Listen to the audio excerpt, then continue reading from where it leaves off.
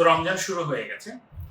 আজকে আমরা সকালবেলা সেহরি করেছি, শেষ করেছি ৫টার দিকে এবং ইফতারি করব আবার ৬টার দিকে। প্রায় ১৩ ঘন্টা আমরা রোজা থাকবো।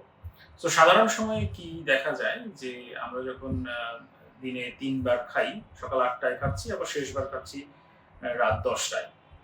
মোট ১৪ ঘন্টা গ্যাপ। মানে রমজানে এসে আপনি শুধুমাত্র দুপুরের খাবার ও মাঝখানের একটা খাবার আসলে মিস করছেন।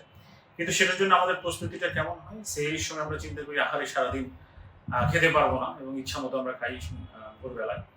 আবার ইফতারের সময় যে সারাদিন খাই নাই সেভাবে আমরা আবার খাচ্ছি। অনেক ইফতার আইটেম খাচ্ছি। আবার দেখা যাচ্ছে যে রাতের বেলা আবার খাওয়া হচ্ছে। আবার কেউ তো এখন আ সেহরি আন্ডার দ্য মুন এই প্রস্তুতিগুলো নিচ্ছেন। বিভিন্ন ধরনের এড আমরা দেখতে পাচ্ছি। তো আসলে যেটা হচ্ছে রমজান যে সংযমের মাস হওয়ার কথা ছিল, সেই জায়গায় এখন রমজান হয়ে যাচ্ছে খাদ্য উৎসবের মাস।